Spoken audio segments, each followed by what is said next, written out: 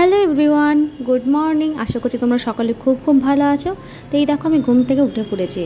ঘুম থেকে ওঠার পর একদম প্রথম কাজ হচ্ছে বিছানাটাকে ঠিকভাবে গোছানো, নাহলে কিন্তু ভালো লাগে না। তারপরে এই দেখো আমি ঘুম থেকে ওঠার পর একটু জল খেয়ে নিই, জল খেয়ে চুপচাপ পড়তে বসে যাই ভালো মেয়ের মতো। পড়াশোনা করতে খুব একটা ভালো লাগে না, কিন্তু কী করবো বলো, পড়াশোনা করতেই হবে, কারণ পরীক্ষা চলে এসছে, পরীক্ষা চলছেও, কী করবো আর বলো। তো এই দেখো পড়তে পড়তে একটু খিদে পেয়ে গেছে, খিদে পাওয়ার পর এই দেখো আমি একটু শুকনো মানে সাদা মুড়ি প্লেন ওটা নিয়ে, একটু কলা ছিল, কলা দিয়ে খেয়ে নিই। যে কোনো রকমের চিনি খাইনি, সকালবেলায় চিনি খাওয়াটা ভালো নয় সেই জন্য। তো এই দেখো গুড গার্লের মতো আবার আমি পড়তে বসে গেলাম। পড়াশোনাটা তো করতেই হবে, কারণ পড়াশোনা না করলে তো জীবন অন্ধকার আর কি, সেরকমই আমাদেরকে বোঝানো হয়েছে। সকাল সকাল অনেক পড়াশোনা করে নিয়েছি, এবার কিন্তু আমার খুব জোরে খিদে পেয়েছে, আবার কিন্তু আমি খাবো। এই দেখো বইকে বললাম যে তুই এবার বন্ধ হ, কারণ আমার খিদে পেয়ে গেছে। তো এই দেখো চিড়ে নিয়ে বসে গেছি। এই চিড়েটা খেতে কিন্তু খুব ভালো লাগে। এই চিড়েটা দুধ চায়ের সাথে কিন্তু অসাধারণ খেতে লাগে। তোমার কার কার ভালো লাগে? তারপর দেখলাম হোস্টেলের বাইরে কাজ চলছে, মিস্ত্রি লেগেছে। তারপরে এই দেখো দেখলাম যে ছোট্ট একটা ক্লিপ নেওয়া যাক।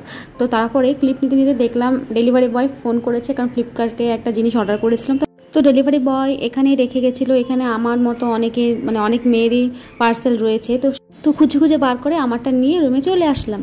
চলে আসার পর এবার আমি কিন্তু ওপেন করব, তোমরা দেখতে পাবে কি ছিল আমার পার্সেলে।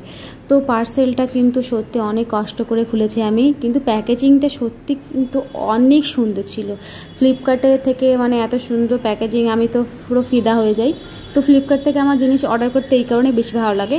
তো এই দেখো আমার জিনিসটা যেটা অর্ডার করেছিলাম সেটা হচ্ছে ফটো ফ্রেম। এটা একজনকে গিফট দেওয়া ছিল, সেই জন্য আমি কিন্তু ফটো ফ্রেম অর্ডার করেছিলাম। তো ফটো ফ্রেম দেখতে পাচ্ছ এখানে দুটো ফটো ফ্রেম আমি নিয়ে নিয়েছি। তারপরে চলো স্নান করা যাক। তো আমি স্নান করে নিলাম সুন্দর মেয়ের মতো। এবার কিন্তু আমার আবার খিদে পাচ্ছে।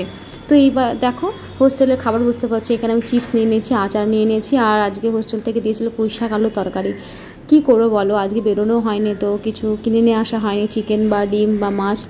তো আজ আমাদের কিন্তু সকালবেলা নিরামিষই হয়, প্রত্যেক দিন হোস্টেলে কিন্তু সকালে নিরামিষ।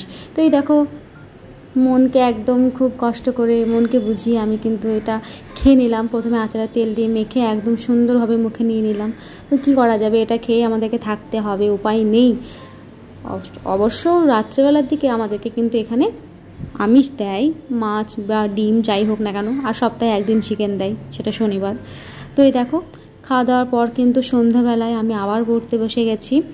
তো পড়তে বসার পর কিন্তু সত্যি আমার আবার খিদে পাচ্ছে, কী করবো বলো, ঘুম থেকে ওঠার পর পড়তে বসার পর তো খিদে পাই। তারপরে এই দেখো আমি কিন্তু এখানে কিছু কুকিজ আর আমার ফেভারিট ব্ল্যাক কফি খেয়ে নিলাম। খেয়ে নেওয়ার পর কিন্তু আমি আবার ভালো মেয়ের মতো, গুড গার্লের মতো আবার পড়তে বসে গেছি। দেখছো তো আমি কত পড়াশোনা করি।